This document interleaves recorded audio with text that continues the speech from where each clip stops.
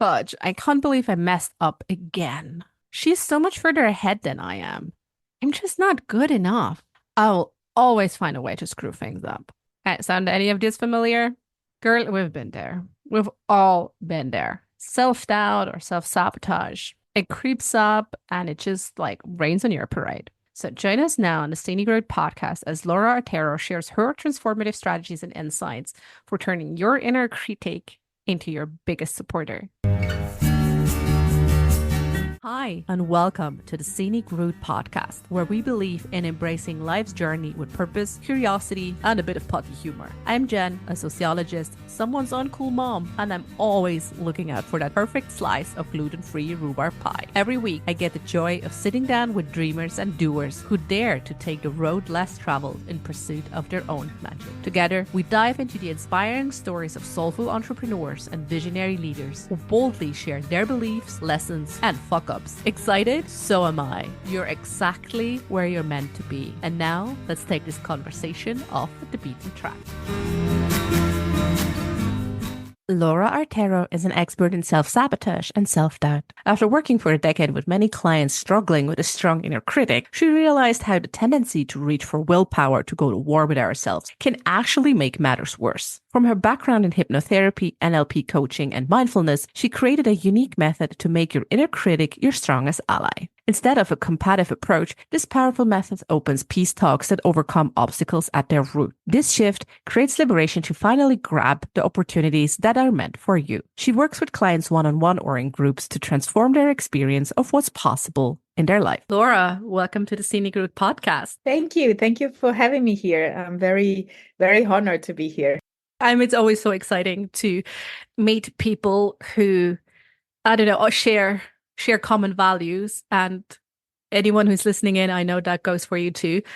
So today it's very interesting because I'm also an NLP. I'm not an NLP coach, but I have it. I'm not calling myself that, but I use it in my toolbox. So I'm super excited to have Laura here. And we're going to go and talk all things self-doubt, self-sabotage, or kind of like what's keeping us from like even going after the things we want, right? Because I see it's sometimes in my, like often my clients, and I saw it for myself, Laura, and I'm sure that happens to you too. You can have all the strategy in the world, right? You can either approach it from any business strategy works or none. And you can do all the right things, but sometimes just it's not like you're moving the needle in your business, or it's not going into any kind of direction. You're not achieving your goals. And I always think of like, oh, when I look back on my own journey, there was something that wasn't a button. It was kind of like there was a button that I didn't push.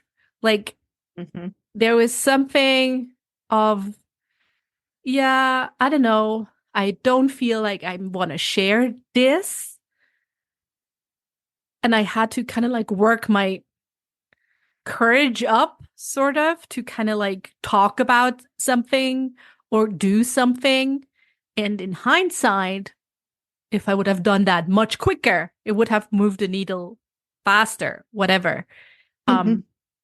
Like, so does that all sound familiar to you? Like, you're like, Oh, yes. Yes, I think that is very familiar for me, myself, but also for most of the clients I had so far. And what is that little button that we need to push? Sometimes we are ready to push it, and sometimes we think we have to, but there's something that prevents us to do it. And some people call this resistance, or it could be actually not wanting to. But the reason behind of that not wanting to push that button can be very profound, and it's not the same for everyone. And I also find that for most of the people, it's not clear what is that thing that needs to be released so that we can finally push that button. So they I think don't they know have if an you agree with idea. that. Yeah. I mean, or it shifts. Like when I look back on my I don't know, my growing journey. Some Hmm. people also call it their healing journey, but I don't think people necessarily need to be healed. There's nothing wrong with us, but we surely need to grow and evolve. Yes. It's it's kind of like I look at it as like an onion, right? I think, oh, this is something I need to address. And then I peel this layer, and then I'm like, ooh, actually, that was a sort of manifestation of this issue. So I'm peeling the layer, and then I'm like, oh, wait a minute. So it can be different things at the same time, and they're all true at once. Yeah. Yes, I agree with that Well, we're too. already metaphysical here. Very abstract conversation. I know. I'm gonna, I'm gonna, I'm gonna make it a little bit more real, probably for Please, those who listen. I please. think it works like this, that we want to do something, and that could be, anything. We struggle Mm-hmm. with different things. And so something that comes out easy to me can be a struggle for something else. And what is easy for them is a struggle for me, and so on. So I take very typical examples. I know there's many listeners are entrepreneurs, and so they may find themselves having to speak in front of a group of people, maybe even a wide group of people. And for some people, this is very difficult. Uh, so for some of them, it's just a matter, okay, I'm going to get out of my comfort zone and I'm going to do it. And that's a good strategy. For others, the more they push themselves towards, yeah, everybody says I need to go outside my comfort zone, but it's like impossible. They are either paralyzed Mm-hmm. or they really push themselves through, and they are on that stage or wherever they have to do this Mm-hmm. speech, and they feel terrible, overwhelmed, anxious, and it's so uncomfortable that when it ends, they just say to themselves, never, ever again, please. That was terrible. Or maybe, as I said, they don't even go to that point because they are frozen. They Mm-hmm. can't do it. It's like they're in a cage. Mm-hmm. And so I think that that button that you talked about, is a bit like, in order to push it, you need to understand what is that is blocking you to, let's say, speak in front of people, in front of an audience. Uh, and what happens is that we have like inner messages sent in our head to just say, are you crazy? You're not up to it. Don't do Mm-hmm. it. You will ridicule yourself, or you don't have what it takes. So, Mm-hmm. the inner message is very, very unique for each of us. Mm-hmm. And I think the trouble is that, so there are two troubles. One trouble is to identify if before the speech you are nervous because it's a bit exciting as well, Mm-hmm. or you're nervous because you're completely scared and paralyzed by fear. Mm-hmm. Mm-hmm. And, that kind of agitation sometimes is very hard to say what it is, Mm-hmm. um, because the physical expression in our body is actually the same. So we feel Okay. these Yeah. butterflies in the tummy, Mm-hmm. and it can be excitement, it can be fear. Mm. So I Okay. think that, yeah, That's a yeah, good please, point. sorry. No, that's such a good point. Um, can you share some strategies for identifying? Is it Yeah, is it am I not doing something because or like do I feel resistance because it's just the general excitement of things, the nerve, the good butterflies, or is it actually a trauma, almost kind of like a trauma response of I'm rigid, I'm frozen, I'm oh no, not want to do it. Like, I think that, if we take the example still, mhm, that came up into my mind, it can be anything else of that's making a good. speech. Um, Well, you have to try. Otherwise, you don't know. And so, in that trying to get out of your comfort zone, you can tell a little bit if you can do it or if it is really a struggle. And I also think that probably after that action that was so difficult for you, you need to feel a little bit how you feel. If you feel like, wow, now I feel so energized and I actually liked it. Yeah, before I was a bit nervous, but now I want to do it again. That means that that was excitement. Mm-hmm. And a little bit of agitation is just human. It's okay. Also, that thing that, oh, I can't remember a thing or what I wanted to say. It's just normal. Then once you are in the middle of your speech, memory should come back. But if instead you feel really uncomfortable during the speech, or you can't even take yourself to do it, this is paralysis. This is proper fear. It's a fear. And when it's so fearful, when the fear, the agitation is scary agitation, I call it, then I strongly believe that pushing yourself again and again to do another speech and another speech is only going to make things worse. Because if it's like there's an inner message that says, don't do it, and you do it, and it feels like, but they are not hearing me, don't do it. And you keep doing it. Don't do it. Yeah. And it's just a protection. And you may have established that protection a very long time ago. But if you don't work with that, is just that message, don't do it.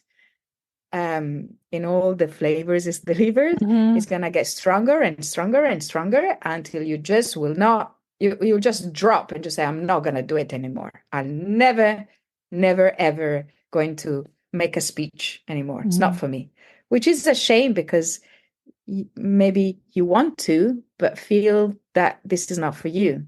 And it's just a belief that needs to be resolved or better updated. Needs to be updated. Yeah, that's such a good point, right? Especially, I mean, I work with mostly women or women identifying entrepreneurs.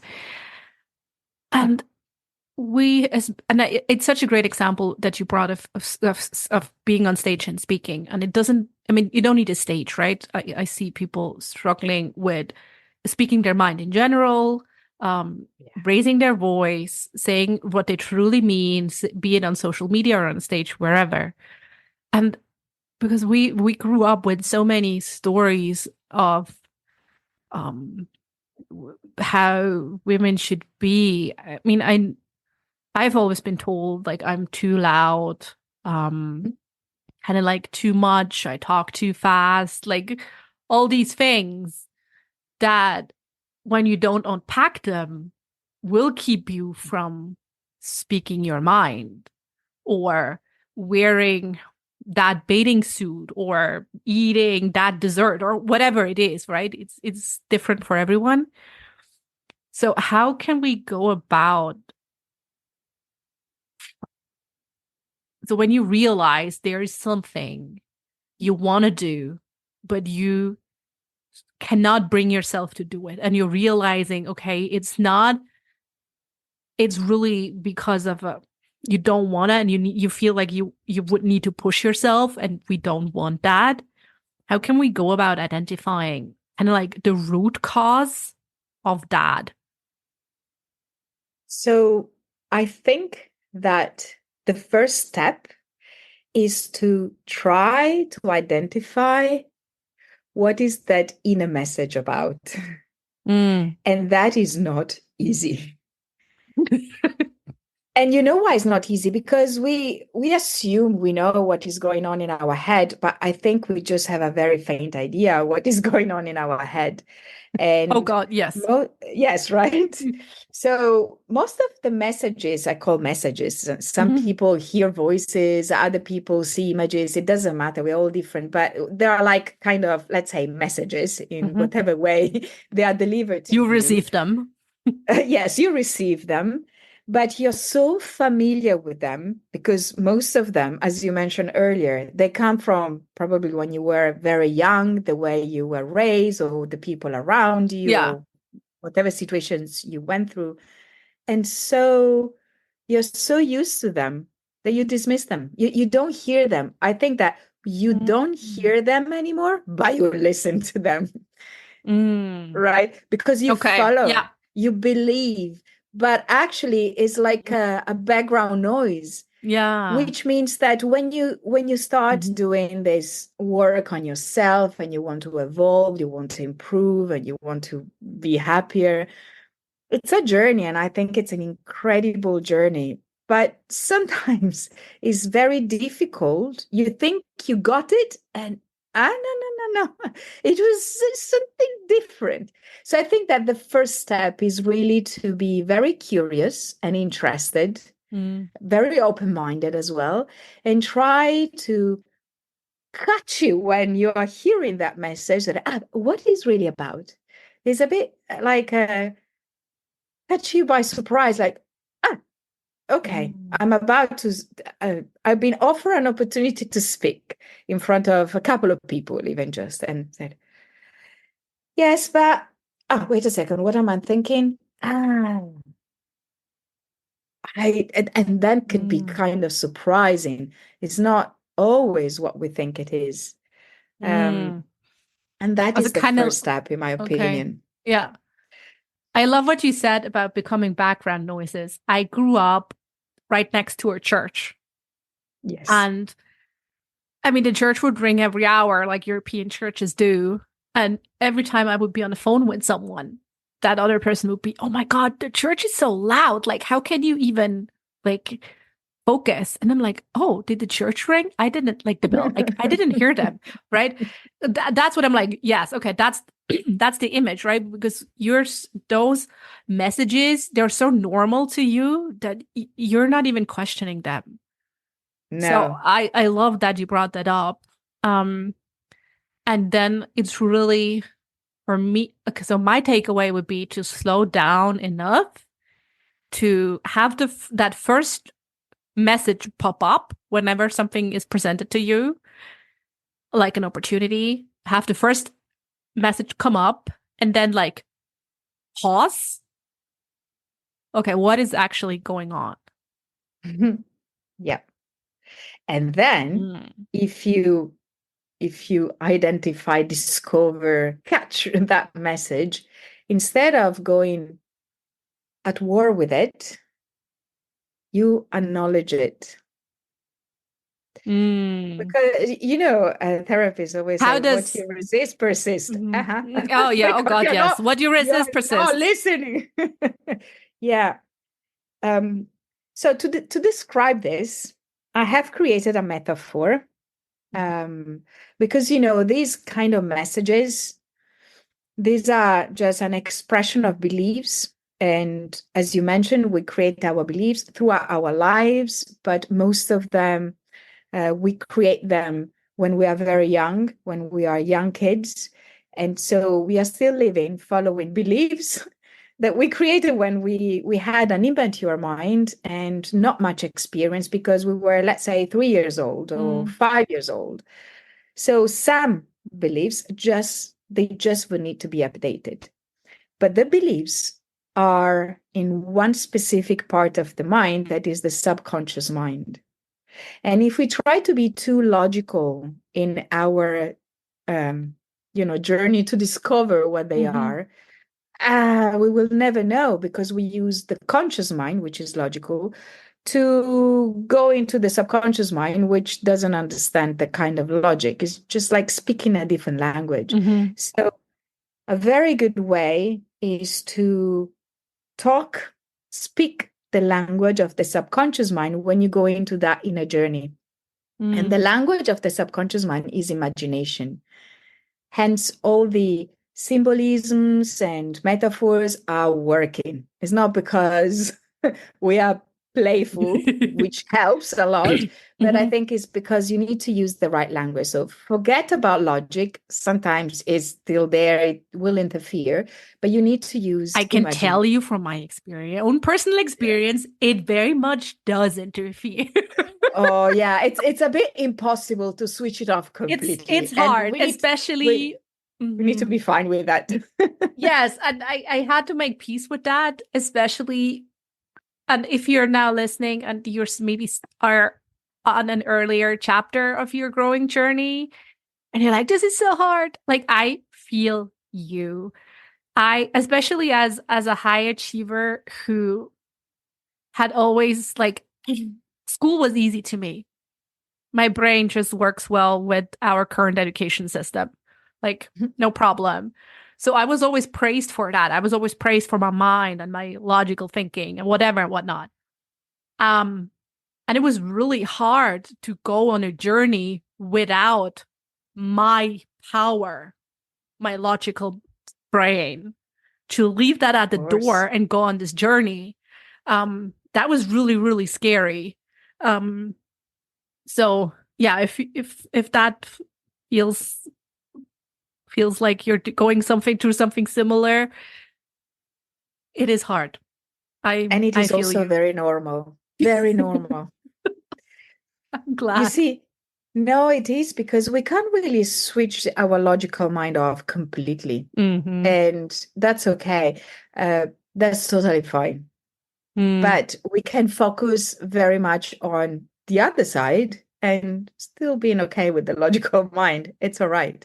They can work simultaneously. Yeah, So, yeah, exactly. It's not about like replacing one for the other. yes, We need both, but exactly. I always work with what works for me is like the mental image of driving a car. And Hmm. a couple of years ago, my conscious brain would be driving the car most of the time. And now and then I'm like, go to the back seat. Subconscious taking, like, someone else got to take over now because this Yes. is not working. Um, but it was new territory for me to really Yeah. work with that. Um, what is Yes. what are like some so we said, okay, we gotta go into working with the subconscious mind. Yes. How can we, I mean, we can't work with like like an explicit specific example for something, but what are in your work, what are some like of the small things, the everyday things we do that we could switch or swap to do instead that is working better for Hmm. reaching our unconscious mind, for helping us to kind of like re-update those beliefs? Is it the way So, we talk about ourselves or there are so many things. mm, Certainly, what you mentioned, yes, the way we talk about ourselves. mm, Uh, it would be very good not to label ourselves, but to label mm, our actions. So, those very common things we say, oh, I'm so stupid, I did that. Ah, the thing I did was mm, stupid, but I am not stupid. yeah, And this is just a silly example, but no, but it's uh, true, right? Yeah, it's absolutely. very good. And I also always say to my clients who have kids, never label your kids, label Mm, their actions. It's the same thing because labels create beliefs if we believe them. And if we mm. hear those labels over and over and over, Yeah, at one point we I'm stupid, believe I'm them. stupid. And then Yeah, the label becomes the belief of I'm stupid. And then, oh, yes, I cannot do a TED talk on stage because I'm stupid. I'm stupid. Exactly. Exactly like Mm, this. It works because to get to the subconscious and so for something to become a belief, there are different, I call them doors, and mm, there's repetition is one door, authority is another, self beliefs, mm, knowing yes, knowing who we are, who am I? These mm, three. things are working together when we get labeled over and over and over, maybe by someone we consider an authority. So talking to others, self-talk, of course, but some of that self-talk is so inside, that self-criticism, it's so within us, so ingrained that this is when we don't hear it, When but it's we follow background it. noise So we again. listen Yeah. it. Yes, Mm-hmm. exactly. Exactly. So to answer your question, how to reach the subconscious, um, there are many ways. I think that working with symbolisms, so yeah, metaphors is very good and can make the everything a little bit more fun and more Mm-hmm. approachable.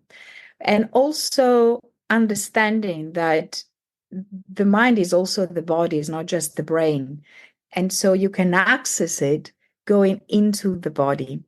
Uh, Sometimes it's easier if you are guided in this, Mm-hmm. so that the conscious mind, the logical mind, stays a little bit on the side, a little bit more.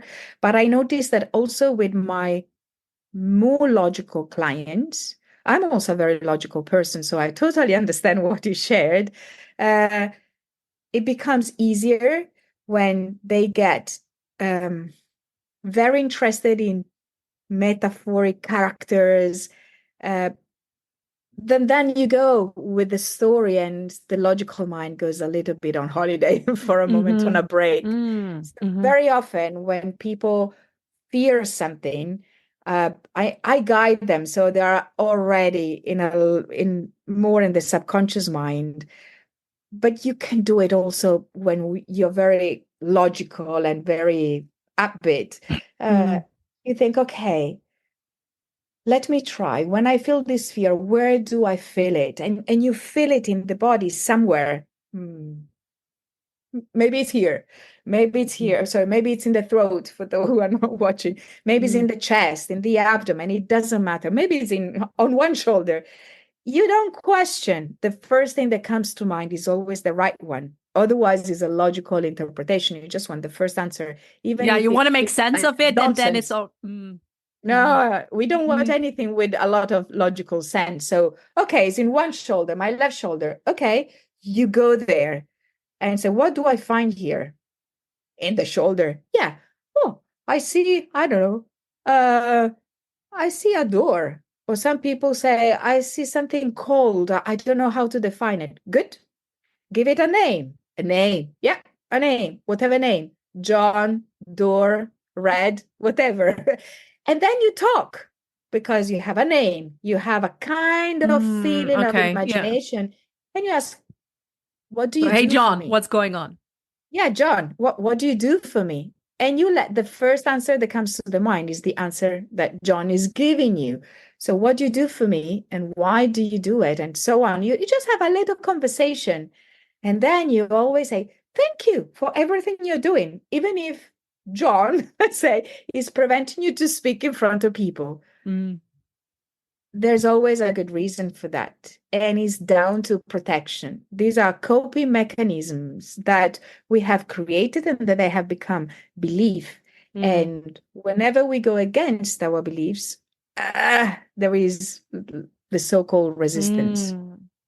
Does it make sense? Absolutely. Um, there are two things. One anecdote just came to mind when you said, "Oh, just Yeah. imagine, like personify that Mhm. that that something and tell the story." Just reminded me last night. My kid has been sick the past 2 weeks, and today was his first day back in kindergarten. And yesterday, you could realize he was moving his body, and he was just a bit nervousness was manifesting in his body. And I'd asked him, "How you feeling?" "Oh, I'm fine." Okay, good. And then he was playing with his stuffed sock monkey. I'm like, how's the monkey feeling?" "The monkey's dancing around nervously." "How's the monkey feeling?" "Oh, the monkey's nervous." Oh. The monkey's nervous." "Okay. What is the monkey nervous about?" "Yeah, the monkey is nervous because he has to go to kindergarten tomorrow." Oh, oh, okay. So, so we got that way of Amazing.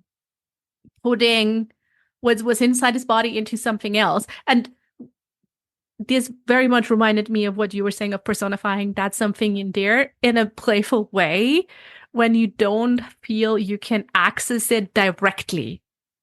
Exactly. You did it so well. Mm, It's it's a very good way to mm, understand without too much assumptions what is going on inside. mm.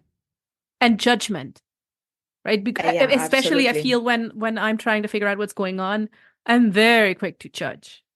Yes, of Very course. the harsh critic. Like, "Ugh, why again? Why nah, nah, nah?"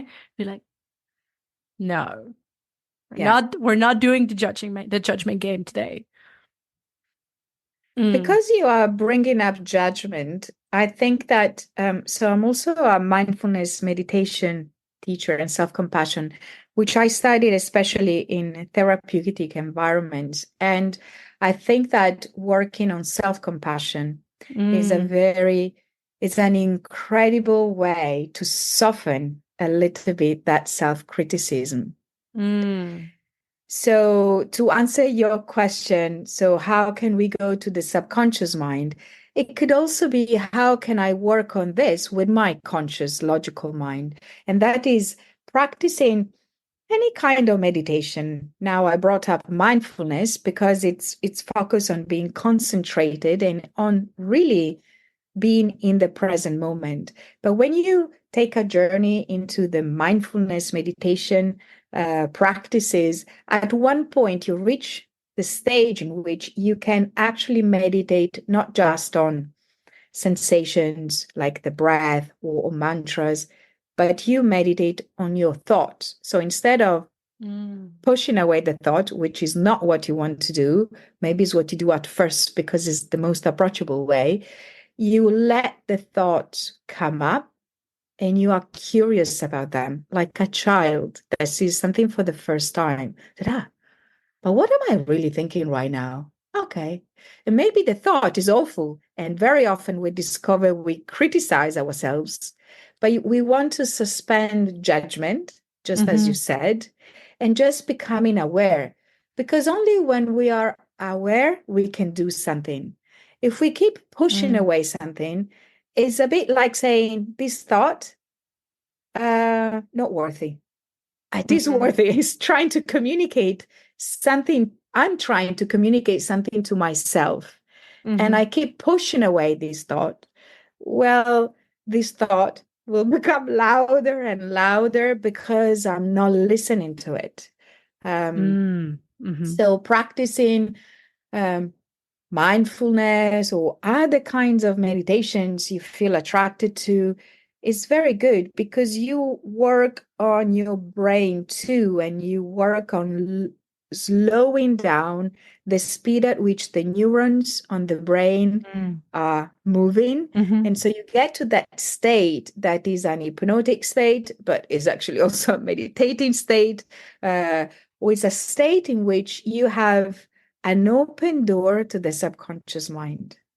You mm, need to be, like you said, calm and dedicating time to this, creating time to short practices. I don't think they need to be very long to work, mm-hmm, but they need to be kind of constant, establishing a little mm-hmm, routine, a little ritual on yourself. And then you can more and more access um, the inside of your mind. mm.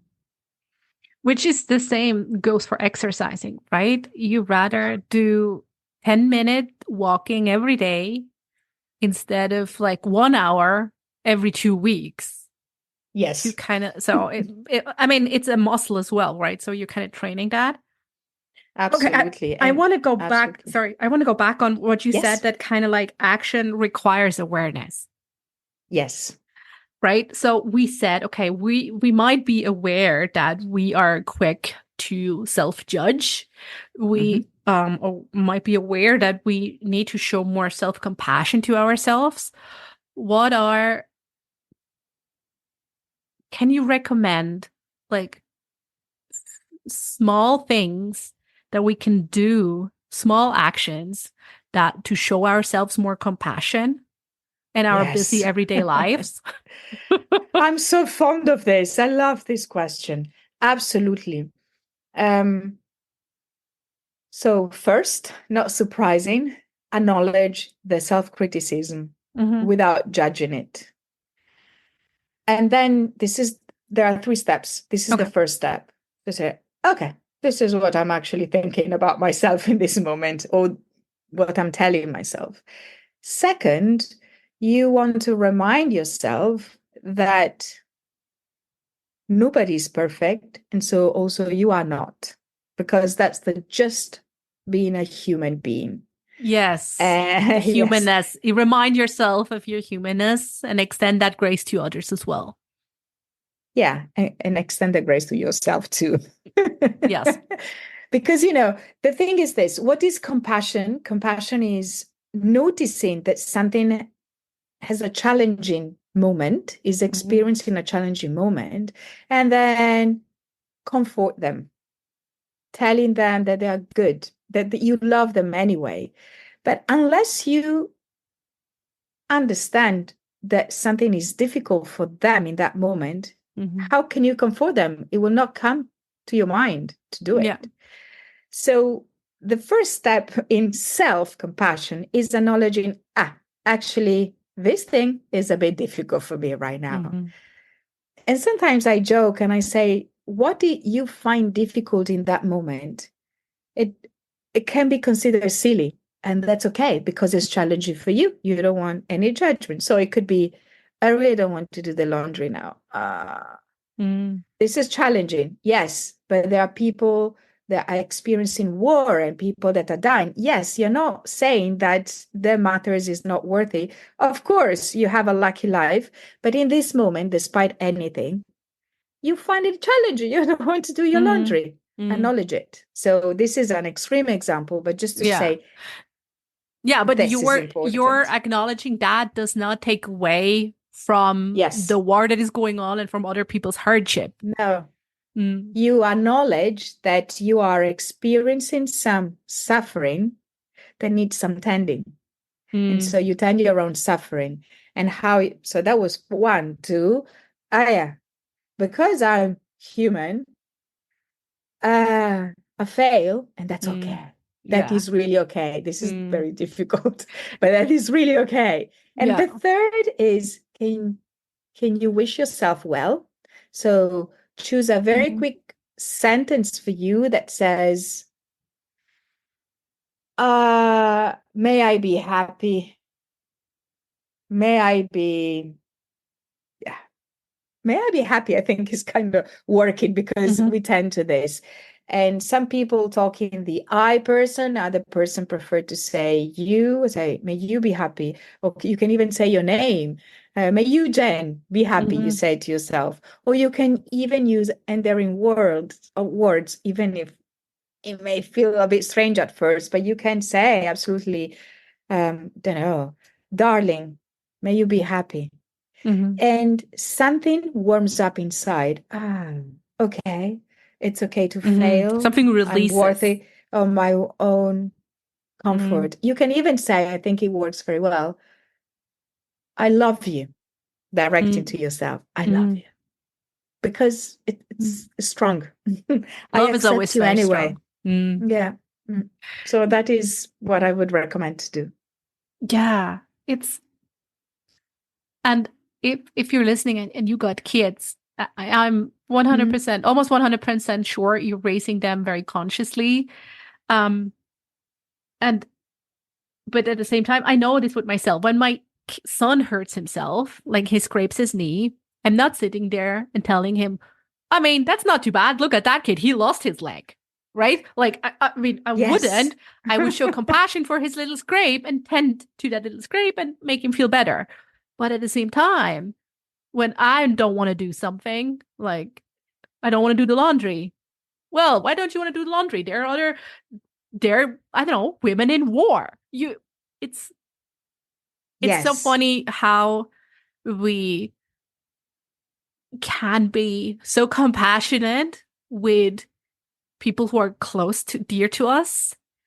And at the same time, sometimes really struggle with extending that compassion and that kindness and that grace to ourselves. I love the example you just made with your kid, because you can respond as you said, but if you hear what most parents say and the intentions are good, is, oh, don't cry, that was nothing. Yeah, it's not so bad. Yeah. It's not so bad. And people may say this because they've been told this when they were young, and generations to generations. But actually, studies are showing that if you respond that way, you create a struggle in the kid when they grow up, but also in their childhood, to be self-compassionate. And studies are also saying that when you become self-compassionate, you are, and this is very surprising for some people, you are more productive, more proactive. Yeah, I because didn't know you're that. not Okay. worried. Yeah, you are not worried about failure. Because when you fail, you comfort yourself. You don't have a clap that, you're so bad again. You're so stupid. No, you just said, okay, it happened. Oh, wish yourself well. Try again. And so you become more Yeah, you don't resilient. make it mean anything about you. No. It happens. Well, move on. But some people think, okay, if I don't kick myself constantly, I'm not going to do anything because I will just this is just self-pity. No, no, no, this is self-compassion.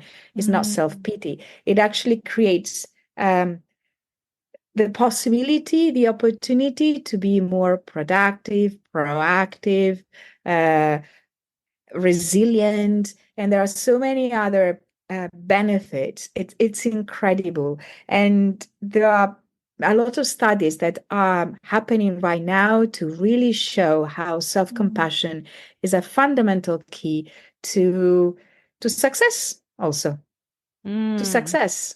Because imagine if you struggle with, you mentioned before, showing up, networking, posting something on social media, but it's the only way to make yourself seen.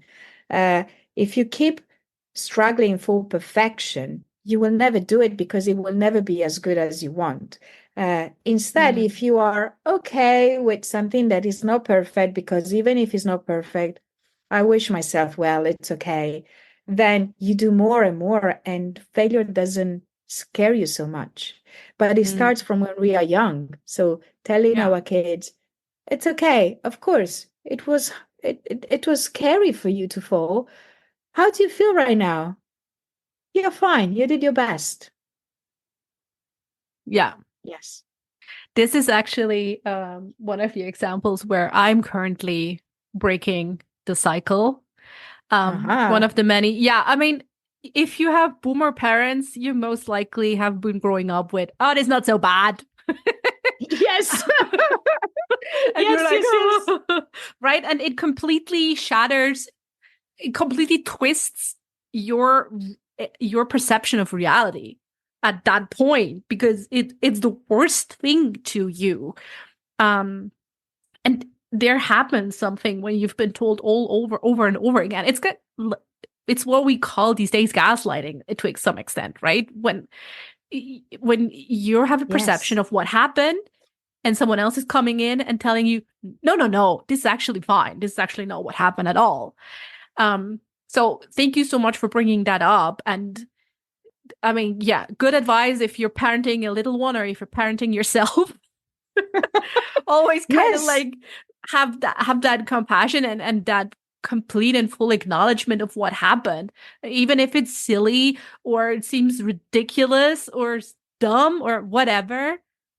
It's if it made you feel that way, there is something to that, and don't let your conscious brain overthink, over rationalize this. Yes.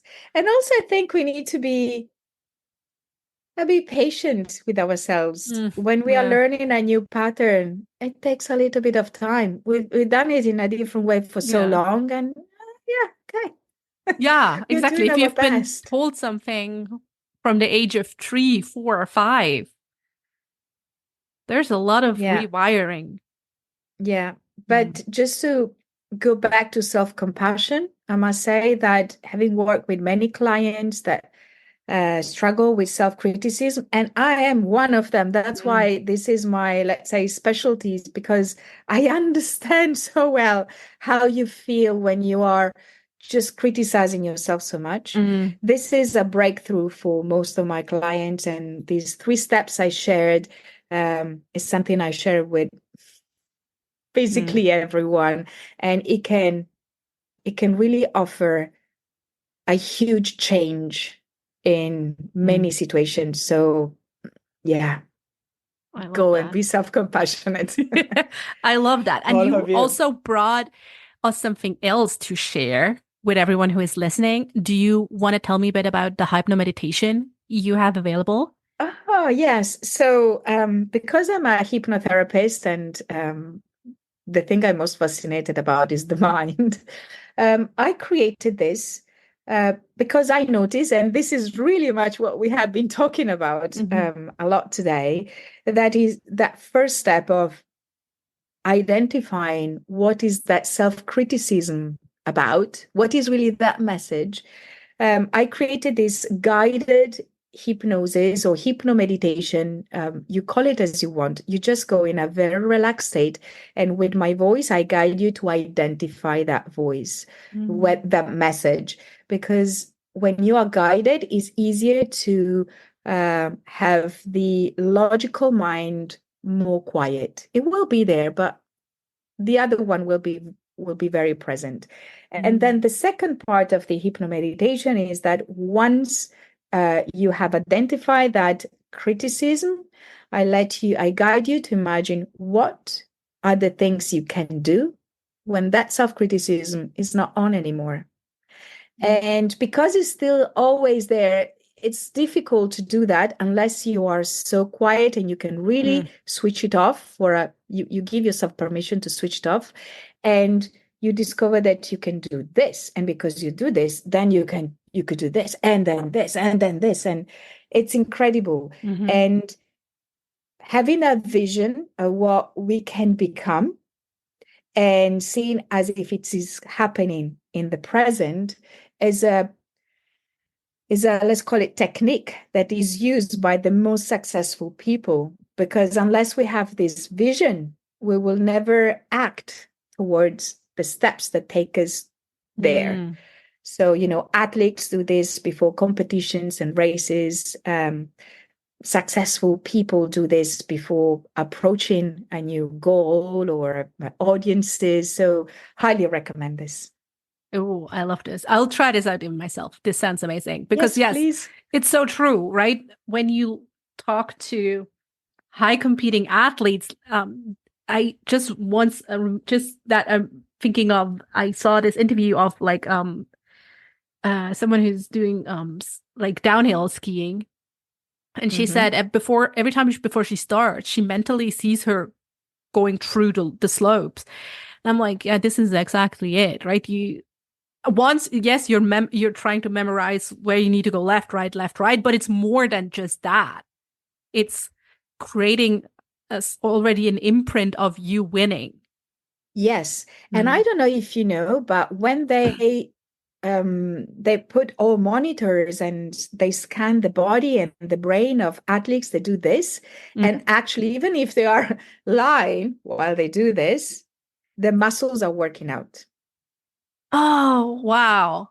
That's Yeah. incredible. That is the power of our mind. Mhm. So our mind is really incredible. We just need to train it for the best and for us. Yeah. Um, mm. Yeah, that's really wonderfully put, Laura. So, before we close up, unfortunately, we have to. Mhm. Um, where can people find you online? Are you hanging out on any social media? Tell us. Yeah, so You can find me on my website, which is just my name, last name.com. So lauraartero.com. I sometimes active on social media and sometimes I'm not. So occasionally you find me on Instagram, and probably I'll try to be more active on LinkedIn. But don't worry if you see me not posting, it's just a break period. Is Arturo an Italian or a Spanish name? It's Italian. Artero. It's Italian. Yeah, so it's Artero. Ah, Yeah. okay. Because I thought like, oh, your last name is Bear. That would be cool. That is nice. Right. So I'm Italian. I lived for 20 years in London, and everybody thinks I'm Spanish, and I don't even speak Spanish. So it's a combination of things. I get the Spanish vibe. That's why I thought like, is it Italian or is it Spanish? So I'm like, I'm torn. Yes, okay. Yes. That's great. So before I let you go, I have two kind of like rapid fire questions. That I always kind of like ask my clients because I think they're fun. If you could have dinner with any historical figure, who would it be and why? Sorry, does it need to be historical or just No, you can take anybody. Because I'd love to have dinner with Yoda from Star Wars. Oh, interesting. Okay, I have to like make the category broader, historical or fictional. Oh, interesting. Yes. Why? So if you go on my website, I wrote a little thing about him. So I'll be quick here. When I watched Star Wars, the first 3 released episodes, and I'm already in my 50s, so I watched the second one when my dad in a cinema. I was a young child, and Yoda made such an impression. I thought, oh my goodness, this little thing can move things with his mind. Wow. And I tried to do it. And of course, I wasn't successful. But now I see, okay, actually, I can move thoughts, beliefs. So this is you can bend powerful. time with your mind. Yes, exactly. With your imagination, you can be anywhere. And I think he made an impression in me in such a way that I do what I do now. And of course, that Star Wars is just based on Eastern philosophies and mindfulness and all that. So it makes sense. I would love to join that dinner with Yoda. That will be fun. Come. Okay, final question. What book are you currently reading? Oh, I'm reading a book that is called something like Tomorrow and Tomorrow and Tomorrow. Oh. I hope I remember it well. What is it about? For now, it's about 2 kids in their teenage years meeting up for gaming. I don't know. I love picking up books in libraries, so in bookshops, just because they are recommended and stuff. And I don't know much yet about this book. I just started it. Yeah, I quickly looked up. There's one called Tomorrow and Tomorrow and Tomorrow by Gabrielle Seven. That's the one. Okay. That's the one. Because I don't know, I always talk to so many inspiring and amazing people here, and I love to read. And so I'm always like, these people must read something that's good or funny or interesting. So I'm always like, let me know what you're reading. So that is my fiction book. We need then fiction. I have other books for work and stuff, but I love fiction. I love movies, and we should all read way more fiction. Like seriously. Yes.